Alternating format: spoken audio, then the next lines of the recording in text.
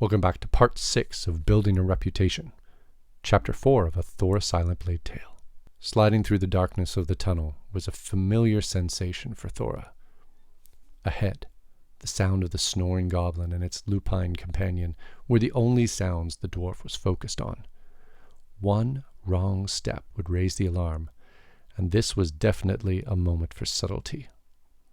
Closing quickly on the sleeping wolf, the rogue's blade sliced deeply into its throat, cutting it off before it had the chance to make a noise. The goblin, lying next to it, suddenly jolted awake, almost as if it had been bonded in some way to the animal.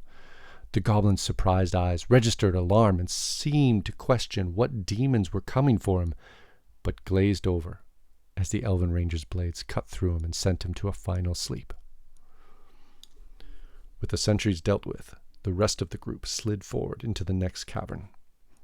Following from behind, Thora heard the battle before seeing anything. The sounds of lightning blasts, arrows, and falling rocks echoed through the corridor as Thora crept forward. Before the dwarf was a large bonfire, a few tents, and scrambling combatants. Rocks catapulted through the air, missing their targets, as Dwayne caused a lot of chaos. Through the havoc, Thora saw a single figure starting to move for the exit to raise the alarm. Making a dash for it, Thora rushed past the hobgoblin, blocking the only escape from the room. A smile upon the dwarf's face dared the hobgoblin to make a move. The hobgoblin and the soldier shifted back and forth, looking for weaknesses in the other. The dance of feinting blades and parried thrusts ended quickly, as Thora's short sword found purchase and sent the bandit to an early grave. Unfortunately, the loud noises meant an end to any element of surprise.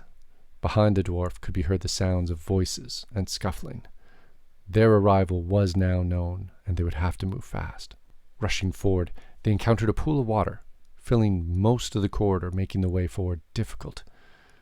Thora and Dwayne were caught in the water when suddenly electricity surged through it, causing both of them to leap out of the water to safety. Before them was some sort of sorcerer, its hands in the water, lightning coursing from its arm into the liquid as it grinned maniacally at them. Another figure stood in the cavernous room before them, screaming something in a language none of them knew.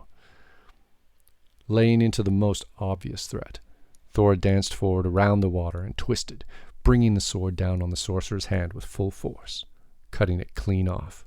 The others surrounded the remaining goblin, who must have been some sort of leader, and Allendale demanded its surrender.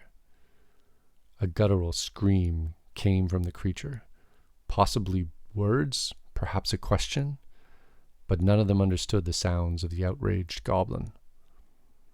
With a shrug, the bard drove its dagger deep into the goblin's face, ending their tyranny of the region.